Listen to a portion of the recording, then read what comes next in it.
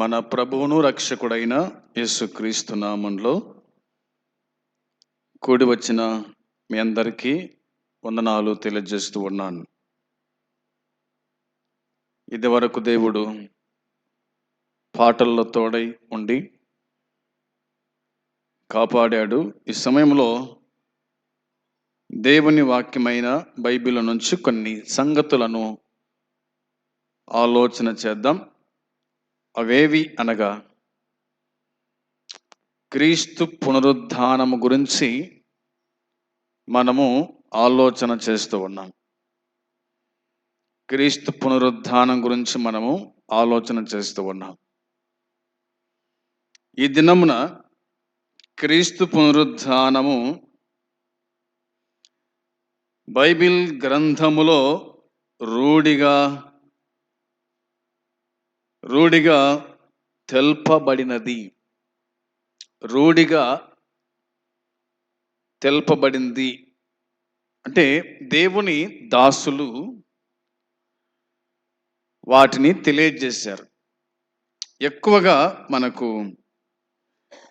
పౌలు భక్తుడే ఎక్కువ చెప్పినాడు ఆయన పునరుద్ధానం గురించి,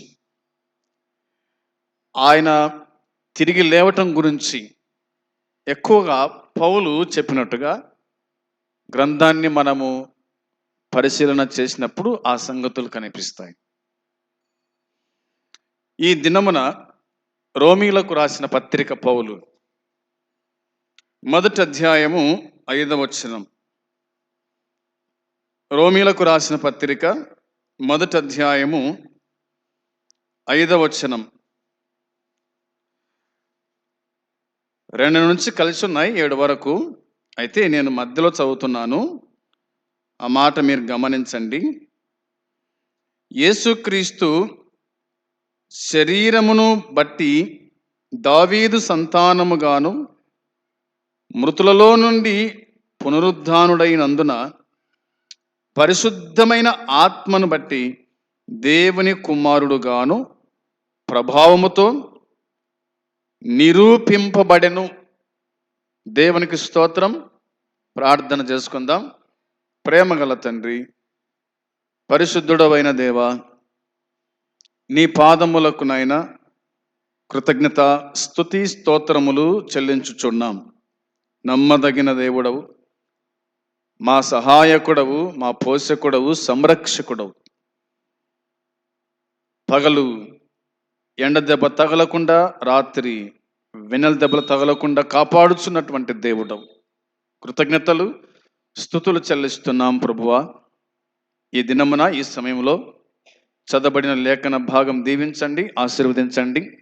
మీరే మాతో మాట్లాడండి. పాపికి రక్షణ, విశ్వాసికి ఆదరణ కలిగించే మాటలు మీరు బోధించమని మా ప్రభు అయిన యేసుక్రీస్తు నామములో ప్రార్థించుచున్నాము తండ్రి. ఆమెన్. రోమీలకు రాసిన పత్రిక పౌలు 1వ అధ్యాయము 5వ వచనాన్ని మనము చూడగా,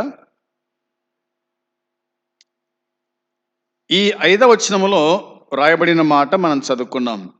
ఏమిటంటే, యేసుక్రీస్తు శరీరమును బట్టి దావీదు సంతానముగాను మృతులలో నుండి పునరుద్ధానుడైనందున పరిశుద్ధమైన ఆత్మను బట్టి దేవుని కుమారుడుగాను ప్రభావముతో నిరూపింపబడెను అనే మాట ఉంది. శరీరాన్ని బట్టి అయితే గనక దావీదు సంతానముగా అనే మాట ఉంది. శరీరాన్ని బట్టి దావీదు సంతానముగా అంటే దావీదు గోత్రములో, యూదా గోత్రములో ఆయన పుట్టాడు అని, దావీదు కుమారుడు అనబడును అని చాలామంది ఈ భూమి మీద యేసుక్రీస్తు ప్రభువు సంచరించిన దినాల్లో గుడ్డివారైతేనేమి, కుంటివారైతేనేమి, మగవారైతేనేమి, మగవారు కాదులే, వాళ్ళకి నోరు లేదు కాబట్టి, ఇక మిగతా వారు అందరూ కూడా ఏమని పిలిచినారు యేసుక్రీస్తును? ఏమని పిలిచినారు యేసుక్రీస్తును? దావీదు కుమారుడా, మమ్మను కరుణించుము, దావీదు కుమారుడా మమ్మలను కరుణించుము అనేటువంటి మాటలు మనం వింటాం, సువార్తలలో ఆ మాటలు మనం వింటాం. ఎక్కువగా దావీదు కుమారుడా, దావీదు కుమారుడా అనే మాట కనిపిస్తుంది. యేసుక్రీస్తు దావీదు కుమారుడా? శరీరాన్ని బట్టి దావీదు కుమారుడుగా పిలువబడ్డాడు. ఇంతకు దావీదు కుమారులు ఎవరు?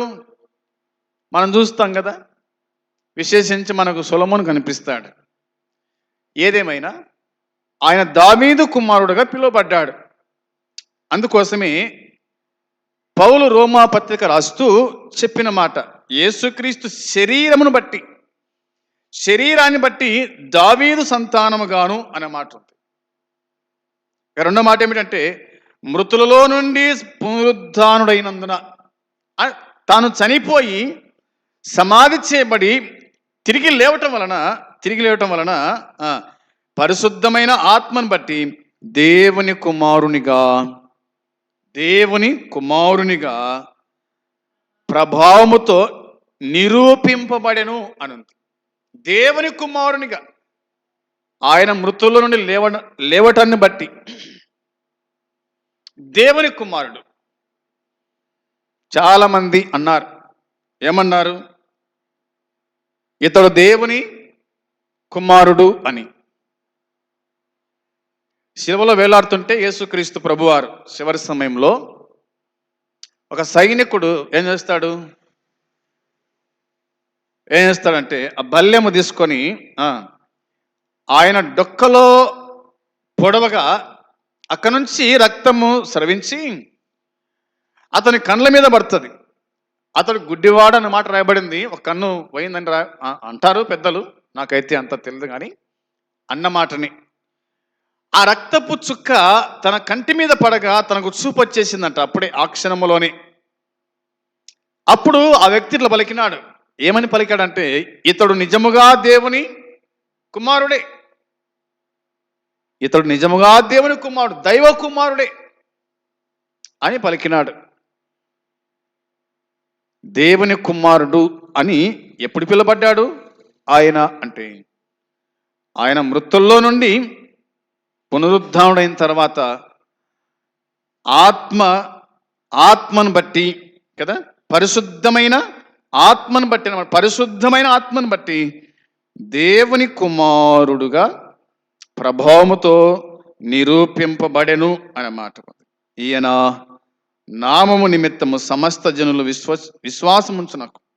విశ్వాసమునకు విధేయులు ఉన్నట్లుగా అన్నమాట కనిపిస్తుంది. ఏదేమైనా ఆయన దేవుని కుమారుడిగా, ఆయన పునరుద్ధానుడు అయినాడన్నమాట. చూడండి, ఇదే రోమపత్రిక 4:25 కూడా చూద్దాం.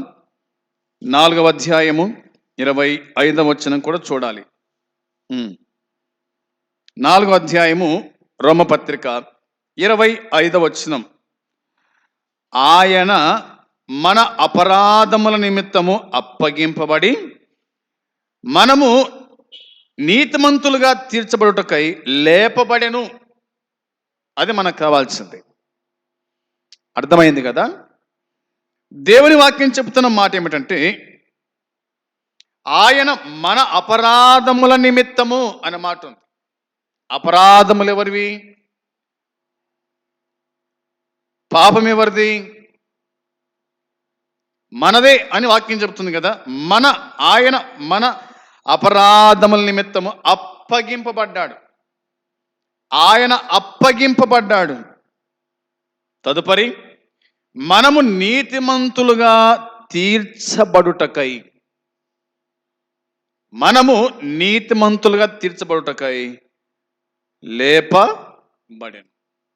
లేపబడెను. ఆయన లేచినాడు, చనిపోయాడు, సమాధి చేయబడ్డాడు, లేచినాడు,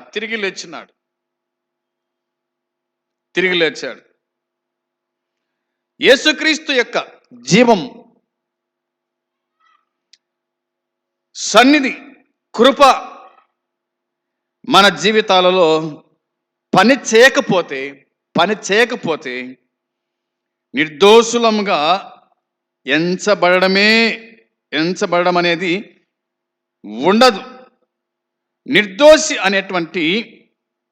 అనేది కేవలము న్యాయస్థానములో వెలువడినటువంటి ఒక ప్రకటన అనేది కాదు.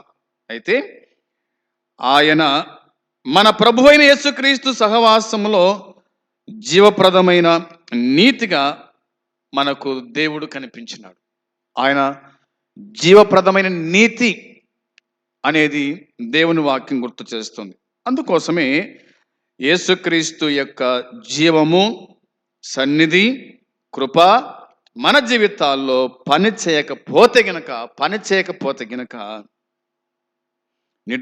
నిర్దోషులముగా ఎంచబడడం అనేది ఉండదు అనే మాట కనిపిస్తుంది. కాబట్టి ఆయన మనల్ని నీతిమంతులుగా చేశాడు.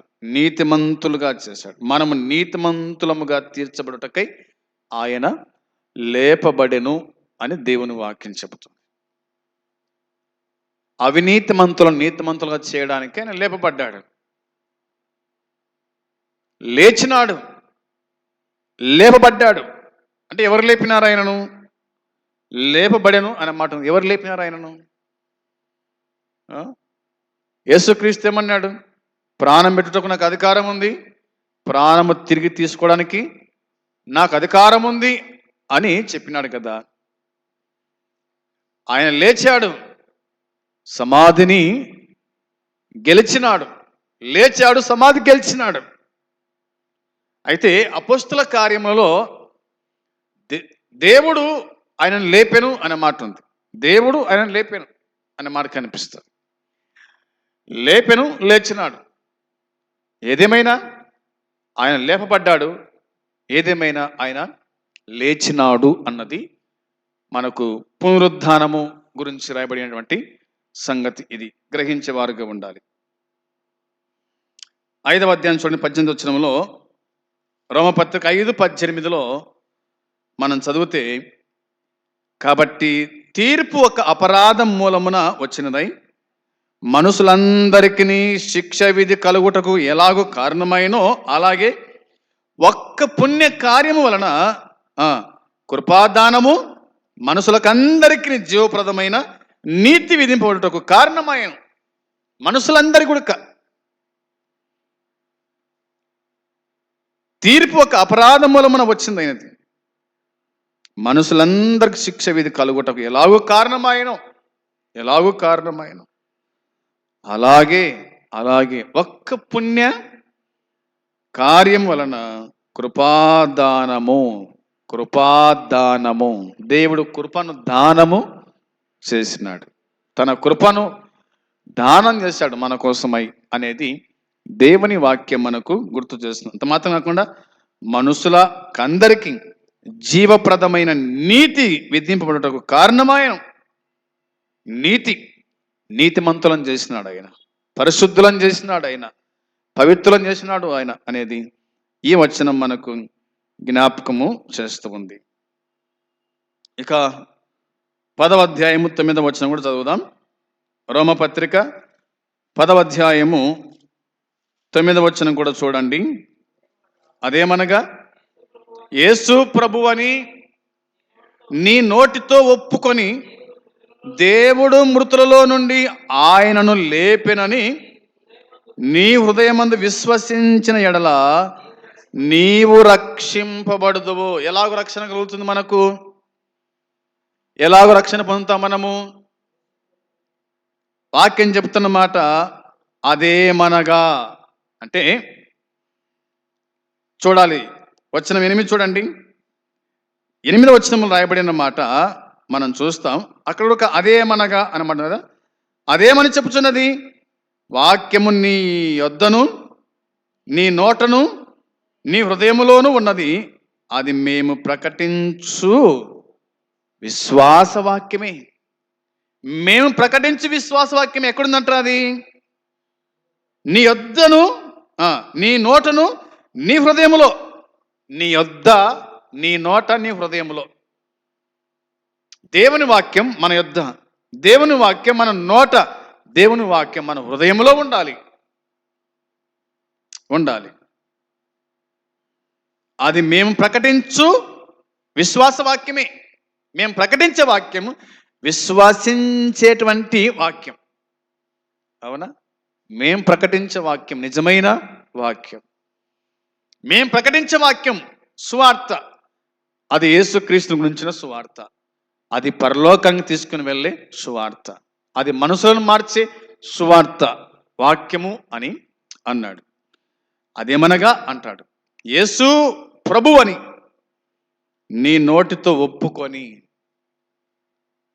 ఒక వ్యక్తి రక్షణ పొందాలంటే, ఒక వ్యక్తి మారు మనసు పొందాలంటే, ఒక వ్యక్తి పాపం క్షమించబడాలంటే మొట్టమొదటిగా ఏం చేయాలంటే, ముందు నీ నోటితో ఒప్పుకోవాలా యేసు ప్రభు నిజమైన దేవుడని, యేసు ప్రభు నీ కోసమే అప్పగించబడ్డాడని, యేసు ప్రభు నీ కోసమే చనిపోయాడని, యేసు ప్రభు నీ కోసమే సమాధి చేయబడి తిరిగి లేచాడని నీ నోటితో ఒప్పుకుంటే అప్పుడు నువ్వు ఏమవుతావంట? నువ్వు రక్షించబడతావన్నమాట ఉంది కదా. దేవుడు మృతుల్లో నుండి ఆయనను లేపినని నీ హృదయమందు విశ్వసించిన ఎడల రక్షణ, నీవు రక్షింపబడుతువు. చాలామంది మేము రక్షించబడ్డాం, మేము బాప్తిసం తీసుకున్నాం అంటారు. ఎట్లా బాప్తిసం తీసుకున్నారు? నీ బాప్తిసం సరైందేనా? అసలు నువ్వు ఒప్పుకున్నావా పాపాలు? ఇంతకు నీ పాపాలను ఒప్పుకున్నావా? ఒప్పుకుంటేనే క్షమాపణ, కానీ ఒప్పుకోకపోతే క్షమాపణ లేదు. ఆడ తీసుకున్నా ఈడ తీసుకున్నా అది కాదు. చాలా బాప్తిసాలు ఉన్నాయి. యేసునామంలోనే బాప్తిసం అంట. అంటే యేసు ప్రభు ఏం చెప్పినాడు? తండ్రి యొక్కయు కుమారుని యొక్కయు పరిశుద్ధాత్మ నామంలోకి అన్నాడు, కానీ నామాలలోకి అనలే ఆయన కదా. కొంతమంది బాప్తిసాలు ఎట్లుంటాయంటే, ముంచులో బాప్తిసం ఉండదు, ఇది బాప్తిసం అంట. అది బాప్తిసం ఎట్లయితుంది? అది కానీ కాదు. వాక్యం చెప్తున్న మాట ఏమిటంటే, యేసు ప్రభు అని నీ నోటితో ఒప్పుకోవాలా. యేసు ప్రభు అని, ఆయన ప్రభు అని, పరిపాలించువాడని. యేసు అంటే రక్షించువాడని, పరిపాలించువాడని ఎప్పుడైతే నీ నోటితో ఒప్పుకుంటావో, అది మాత్రం కాకుండా దేవుడు మృతుల్లో నుండి ఆయనను లేపినని నీ హృదయమందు విశ్వసించిన ఎడల అప్పుడు నీవు రక్షింపబడతావు. అంతవరకు నీకు రక్షణ ఉండదు, నీకు మారు మనసు ఉండదు. నీవు ఒకవేళ రొట్టెరసం తీసుకున్నా నువ్వు దేవుని రాజ్యం మాత్రం పోలేవు, నీ చేత కాదు. నీ నోటితో ఒప్పుకోవాలా, పాపాలన్నీ విడిచిపెట్టాలా, దేవుడు నా పాపాలు క్షమించినాడనే నిర్ధారణకు రావాలా. నేను ఇప్పుడు చనిపోతే దేవుని రాజ్యం పోతాను ఒక నిరీక్షణ గలవారమై ఉండాలా. అట్టయితేనే కానీ, అలా కాకుండా నేను ప్రార్థనకు వచ్చుండా, నేను కానుకలు వచ్చుండా కదా, నేను అన్ని చేస్తుండా, ఇక నేను దేవుని రాజ్యం పోతా అంటే మాత్రం అది ఎప్పటికీ కుదరదు. నువ్వు అనుకోవచ్చు, కానీ దేవుడు నిన్ను తన కుమారునిగా, తన కుమార్తెగా ఆయన స్వీకరించడం లేదు అనే సంగతి మనము గుర్తుంచుకునే వారిగా ఉండాలని దేవుని వాక్యం మనకు బాగా తేటగా గుర్తు చేస్తూ ఉంది. వినండి, యేసుక్రీస్తు ప్రభు వారు శరీరంతో పునరుద్ధానుడయ్యాడనే నిజాన్ని తునీకరించే వాడెవడు న్యాయంగా క్రైస్తవుడని చెప్పుకోలేడు అనేది గుర్తుంచుకోవాలి. చాలామంది కదా, యేసుక్రీస్తు లేవలేదు, ఆయన పునరుద్ధానం కాలేదు, తిరిగి లేవలేదు, తన శిష్యులు ఎత్తుకుపోయినారు, మరి యేసుప్రభుని శిలువ వేసింది యేసుక్రీస్తుని కాదంట, తన శిష్యులలో ఒకరిని శిలువ వేశారని కొంతమంది వాదన ఉంది. కాబట్టి ఇలాంటి వాళ్ళంతా కూడా మరి వారి నిత్య జీవాన్ని పొందలేరు అనేది వాక్యం చెబుతుంది. కాబట్టి అలాంటి వాడు ఇక అవిశ్వాసే అని మనకు కనిపిస్తుంది. రక్షణకు క్రీస్తు మరణం, పునరుద్ధానాన్ని మరి కేంద్ర బిందువులుగా మనకు ఇందులో కనిపిస్తాయి. ఆయన రక్షణకు ఆయన పునరుద్ధానమే, అంటే మనం రక్షించబడ్డానికి ఆయన పునరుద్ధానుడైనాడు. అందును బట్టి మనము రక్షించబడ్డాం అన్నది దేవుని వాక్యం మనకు గుర్తు చేస్తూ ఉంది. చాలా వచనాల్లో మనము ఈ మాటలు చూడగలుగుతాం. ఇవి ఇట్లుండగా కొరింథీయులకు రాస్తూ పౌలు ఇట్లా చెప్పాడు చూడండి. 15వ అధ్యాయము 4వ వచనం చూడాలా. కొరింథీయులకు రాసిన మొదటి పత్రిక 15వ అధ్యాయము 4వ వచనం చూడండి. 15:4 వచనం. లేఖనముల ప్రకారం 3వ దినమున లేపబడెను. లేఖనముల ప్రకారం 3వ దినం లేపబడెను అన్నమాట. అంటే చూడాలి. ఏం చూద్దామంటే వచనం 3 చూద్దామా? 3వ వచనంలో రాయబడిన మాట ఏమిటి? నాకివ్వబడిన ఉపదేశమును మొదట మీకు అప్పగించి తిని, అదేమనగా అనుడు చదవండి. అదేమనగా లేఖనముల ప్రకారము క్రీస్తు మన పాపముల నిమిత్తము మృతి పొందెను, సమాధి చేయబడెను, లేఖనముల ప్రకారం 3వ దినమున లేపబడెను. లేఖనముల ప్రకారం అనే మాట కనిపిస్తుంది. లేఖనాల ప్రకారమే జరిగినాయి అన్ని కూడా. లేఖనాలు ఏం చెప్తున్నాయో అవి జరిగినాయి. అందుకోసమే లేఖనముల ప్రకారము క్రీస్తు మన పాపముల నిమిత్తము మృతి పొందినాడు. ఎవరి పాపాల కోసమై? మానవులమైన మన పాపాల కోసమైన మృతి పొందినాడు, సమాధి చేయబడ్డాడు. లేఖనముల ప్రకారం 3వ దినమున తిరిగి లేచాడు. మరో మాట చూస్తారా? 17వ వచనం చూడండి. అదే అధ్యాయమే 17వ వచనం. 17వ వచనములో రాయబడిన మాట, క్రీస్తు లేపబడని ఎడల మీ విశ్వాసం వ్యర్థమే అన్నాడు. మీరింకను మీ పాపములోనే ఉన్నారు అన్నమాట. క్రీస్తు లేపబడని ఎడల, ఆయన లేకపోతే కనుక చాలా మంది దేవుళ్ళు, దేవతలు అనబడేవారు చాలా మంది భూమి మీద జీవించారు. వారు చనిపోయినారు, చనిపోయి సమాధి చేయబడ్డారు. కానీ ఇంతవరకు ఎవరు కూడా తిరిగి లేచినట్టు చరిత్ర చెప్పదు. ఎవరు తిరిగి లేవలేదు. అదేవిధంగా క్రీస్తు లేపబడని ఎడల, ఆయన లేకపోతే కనుక రాయబడిన మాట ఏమిటి? మీ విశ్వాసం వ్యర్థమే అన్నాడు. మీ విశ్వాసం వ్యర్థమే, మీరు విశ్వాసం ఉంచి వ్యర్థమే. అంత మాత్రమే కాకుండా మీరికను మీ పాపములోనే ఉన్నారు అన్నది వాక్యం చెప్తుంది. మనం యేసుక్రీస్తు చనిపోయి సమాధి చేయబడి తిరిగి లేచాడని మనం నమ్ముకున్నాం. మనకు విశ్వాసం కలిగింది ఇప్పుడు, అవునా? మనం విశ్వాసం అయిపోయినాం. ఒకవేళ ఆయన చనిపోయి అందరిలాగానే సమాధిలో ఉంటే గనక మనము ఆయన విశ్వాసం ఉంచి వ్యర్థమే, ఇన్నాళ్ళు సేవించి వ్యర్థమే. ఇంకా మన పాపం మన మీద దోషారోపణ చేస్తూ ఉంది. ఆయన అలా కాదు కదా, ఆయన లేపబడ్డాడనమాట కనిపిస్తూ ఉంది. ఇంకేముంది చూడండి వచనం 18లో, అంతేకాదు క్రీస్తునందు నిద్రించిన వారును నశించిరి. ఈ జీవిత కాలము మట్టుకే మనము క్రీస్తునందు నిరీక్షించు వారమైన ఎడల మనుషులందరికంటే దౌర్భాగ్యులమై ఉంటాము. మనుషులందరికంటే మనమే దౌర్భాగ్యులమై ఉంటాం అని పౌలు చెప్పాడు. ఇక కింద వచ్చిన మనం చూసుకుని వస్తే కనుక ఆయన ఏ విధంగా లేపబడ్డాడో అది మనకు కనిపిస్తుంది. 21 కూడా చూద్దాం. ఇప్పుడైతే నిద్రించిన వారిలో ప్రథమ ఫలముగా క్రీస్తు మృతుల్లో నుండి లేపబడి ఉన్నాడు. అది వాస్తవం. ఇప్పుడైతే నిద్రించిన వారిలో, అంటే అనేకులు నిద్రించినారు. ఆదాము మొదలుకొని ఇంతవరకు మహానుభావులు నిద్రించినారు, అవునా? వారిలో ప్రథమ ఫలముగా క్రీస్తు మృతుల నుండి లేపబడి ఉన్నాడు. అది వాస్తవం. అన్ని సమాధులు ముయ్యబడ్డాయి. యేసుక్రీస్తు సమాధి మాత్రమే నేటికి తెరవబడింది. ఇప్పటికి కూడా యెరూషలేములో ఎంతో మంది చూస్తున్నారు, వెళ్ళి ఆయన సమాధి చూస్తూ ఉన్నారు. సమాధి ఖాళీగా ఉంది, సమాధిలో ఆయన శరీరం లేదు, లేపబడెను అన్నమాట. 21 వచనంలో మనుషుని ద్వారా మరణము వచ్చెను గనుక మనుషుని ద్వారానే మృతుల పునరుద్ధానము కలిగెను అనే మాట కనిపిస్తుంది. ఆ తర్వాత ఇంకా చాలా మనకు కనిపిస్తాయి ఈ వచనాల్లో. ఏదేమైనా ఆయన లేచాడు, ఆయన సమాధి ఖాళీగా ఉంది అనేది దేవుని వాక్యం మనకు గుర్తు చేస్తూ ఉంది.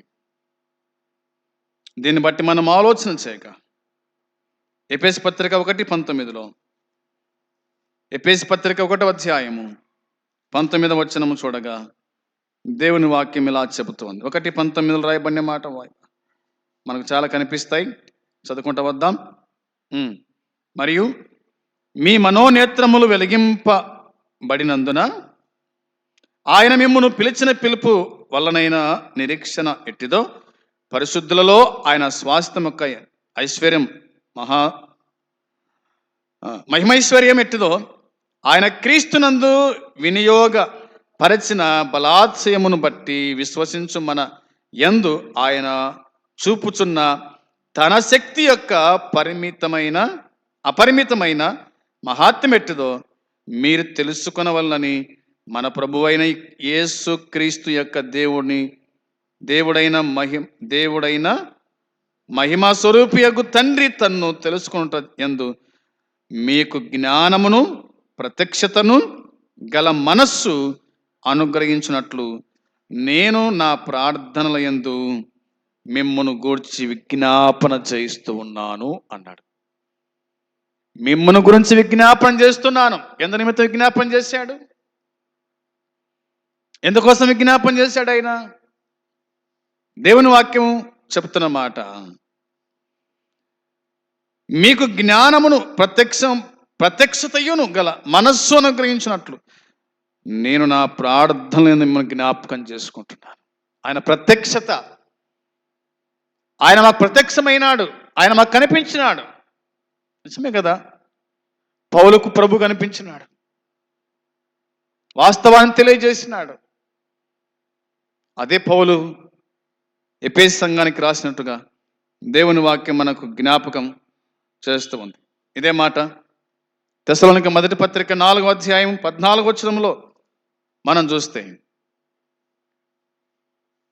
4వ అధ్యాయం 14వ వచనం చూడండి. తెస్సలోనిక మొదటి పత్రిక 4:14లో యేసు మృతి పొంది తిరిగి లేచనని మనము నమ్మిన ఎడల అదే ప్రకారము యేసునందు నిద్రించిన వారిని దేవుడు ఆయనతో కూడా వెంటబెట్టుకొని వచ్చును. దేవునికి మహిమ కలుగునుగాక. ప్రభునందు సోదరులారా, ఈ తెస్సలోనిక మొదటి పత్రిక 4వ అధ్యాయము 13 నుంచి 18 వరకు మనం చదివితే, యేసుక్రీస్తు ప్రభువారు హఠాత్తుగా ఈ మధ్యాకాశం వస్తాడని, ప్రభురాకడ వస్తుందని, పరిశుద్ధులు లేపబడతారని, వారితో పాటు మనం వెళ్తామనే సంగతి కనిపిస్తుంది ఆ వచనాల్లో. అందుకోసమే ఇలా రాశాడు, సహోదరులారా, నిరీక్షణ లేని ఇతరుల వలె మీరు దుఃఖపడకుండా నిమిత్తము నిద్రించున్న వారిని గురించి మీకు తెలియకుండా నాకు ఇష్టము లేదు అన్నాడు. యేసు మృతి పొంది తిరిగి లేచనని మనము నమ్మిన ఎడల, యేసు మృతి పొందాడు, మృతి పొంది తిరిగి లేచనని మనము నమ్మిన ఎడల అదే ప్రకారము యేసునందు నిద్రించిన వారిని దేవుడు ఆయనతో కూడా వెంటబెట్టుకొని వచ్చును. ఆయన మృతి పొంది తిరిగి లేచినాడు.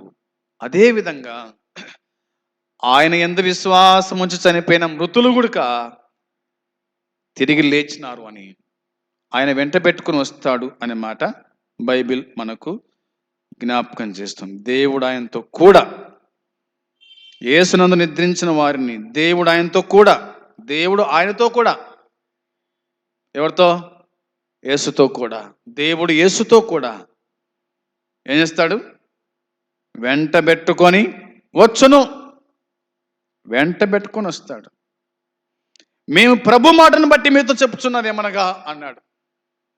మేము ప్రభు మాటను బట్టి మీతో చెప్పున్నది ఏమనగా, ప్రభు రాకడ వరకు సజ్జలమై నిలుచుండు, మనము నిద్రించిన వారి కంటే ముందుగా ఆయన సన్నిధి చేరం.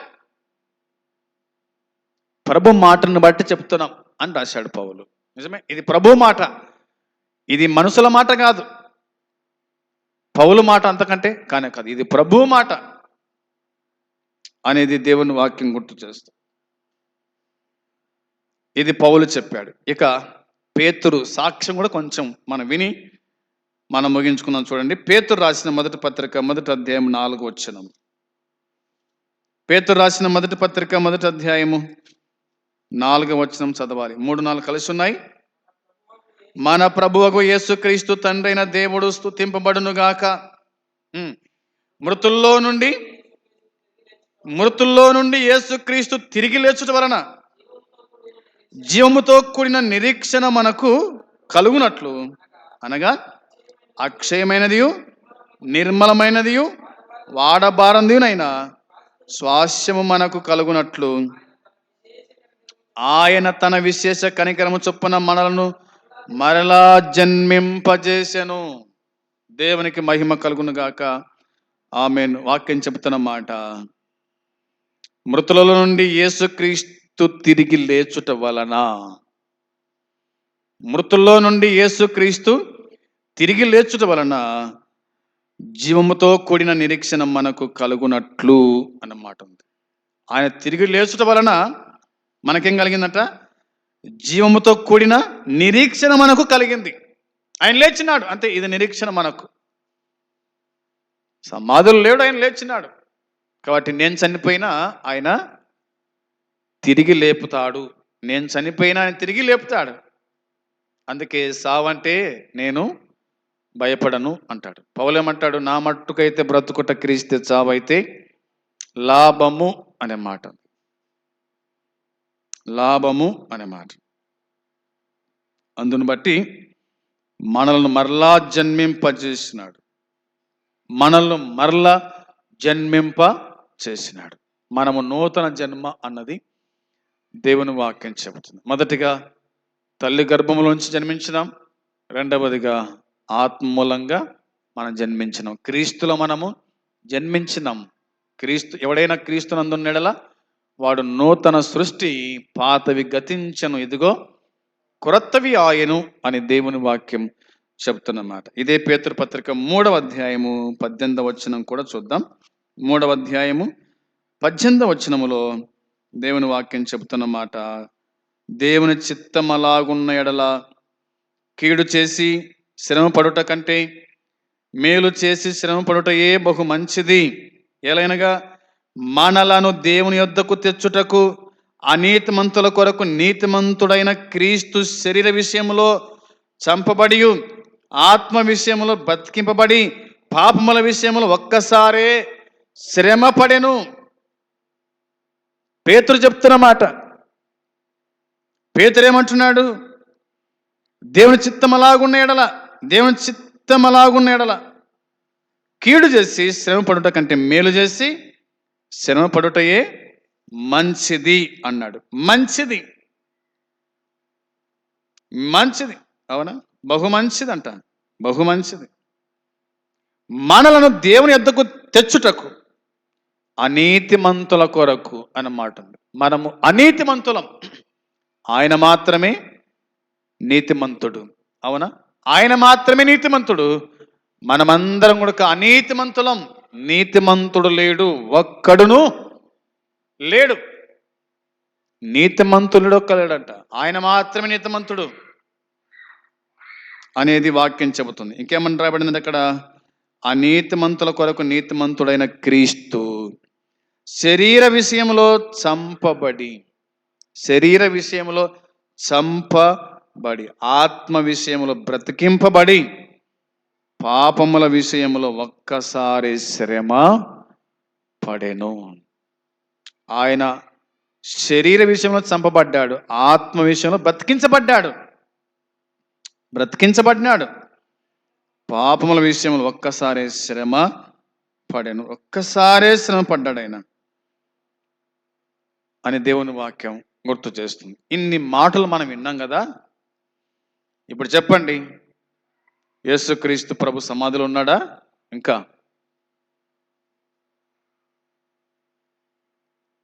శుక్రవారం సమాధి చేయబడ్డాడు,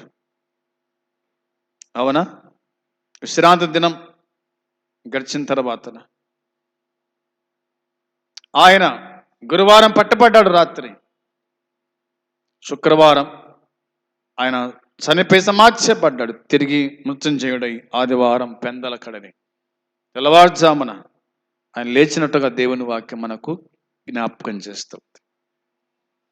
ఆయన లేపబడ్డాడు, ఆయన సమాధి ఖాళీగానే ఉంది. అట్టి ప్రభువును మనము జ్ఞాపకము చేసుకోవాలి. ఇటు ప్రభు నమ్మిన మనము ప్రభునకు సాక్షులుగా ఈ భూమి మీద నిలిచి ఉండాలని దేవుని వాక్యం చెబుతూ ఉంది.